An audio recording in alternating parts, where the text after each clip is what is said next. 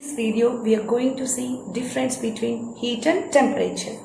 Now, in the activity, to do this activity, we need the following items. First one is 2 glass tumblers and 1 laboratory thermometer, and third one is hot water and cool water. So here first we have to take thermometer and note down the reading. Now I am reading it as 27 degrees Celsius, which is room temperature. Now we have, after noting down the reading of the thermometer, now you have to keep this thermometer in hot water. So what are the changes that you observe in the level of mercury? Does it increases or decreases? Yes, obviously increases. The level of the mercury here increases because the temperature of the hot water is greater than 27 degrees Celsius. Hence, the level of the mercury here increases. And now, if you keep this if you take out the thermometer and now place it in the cool water. Now, what happens? What are the changes you observe in the level of the thermometer here? Mercury level. Does it increases or decreases? Yes. The level of the mercury here decreases. So here, when you keep any two thermal bodies in contact with each other, then you know that always heat energy flows from hotter body to cooler body. In the same way, here the thermometer reading is 27 degrees Celsius. Now, if you keep this thermometer in hot water, whose temperature is more than 27 degrees Celsius, then it tries to give its energy to the thermometer until both of them attain same temperature. That state is called as thermal equilibrium. In the same way, if you keep the thermometer in the cool water, then here thermometer is thermometer is hotter when compared to the cool water. Means thermometer is at higher temperature when compared to the cold water. Hence, in which direction heat flows takes place here? Yes, exactly. The thermometer gives heat energy to cool water. It tries to give until a point called same temperature is attained between cold body and cold water and the thermometer. So the attaining means the state that attaining two bodies same temperature is called as thermal equilibrium. So after attaining thermal equilibrium, no further heat transfers takes place between bodies.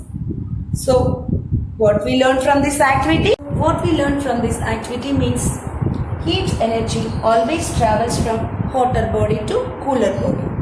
What is hotter body? A body at higher temperature is called as hotter body. If you observe, this body is at 100 degrees Celsius when compared to this body. That's why this is called as hot body. And cool body. The body which is at lower temperature is called as cooler body. Hence, always heat energy travels from hotter body to cooler body.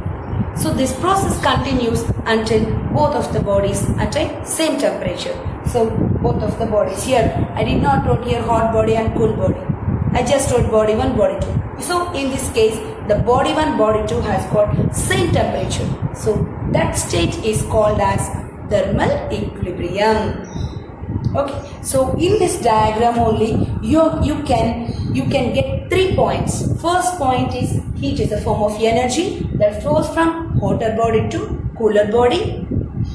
And how do you measure hotness and coolness? Means with the help of a physical quantity called temperature. So temperature is degree of hotness or coldness of a body. And third thing that we have learned from this activity is thermal equilibrium. Means if any two bodies making thermal contact with each other, then heat transfer takes place until both of them attain same temperature. So that state of the bodies is called as thermal equilibrium. So after reaching thermal equilibrium, no further heat transfer takes place from any of the bodies. Now coming to how to measure and what are the units to measure this heat and temperature. So SI unit of heat is joule and CGS unit of heat is calorie. And similarly, temperature of units of Kelvin and degree Celsius. Yes, SI unit of temperature is Kelvin, which is indicated by K, and Celsius units of temperature is Celsius, which is also called as degree Celsius. And it is a custom or tradition that we have always relation between SI and Celsius units. So here 1 calorie equal to 4.186 joules. Students, you need to remember these values, which are very important. And coming to the second one, 0 degree Celsius equal to 273 K. We see the definition of calorie, which is very, very important. So here, what is calorie? The amount of heat energy required to raise the temperature of 1 gram of water by 1 degree Celsius is called 1 calorie. So 1 calorie means to raise the temperature of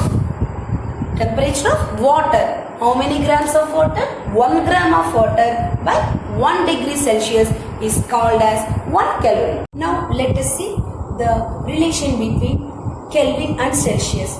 The temperature in Kelvin equal to 273 plus temperature in Celsius. Means if you want to convert Celsius to Kelvin, means you have to just add the value 273 to the Celsius value. Then it will be converted into Kelvin. Dear students, from this activity we have successfully defined the difference between heat and temperature, and then we have also seen how thermal equilibrium is attained, and after thermal equilibrium how the body temperatures will be, and also we have learnt the units of heat and the units of temperature.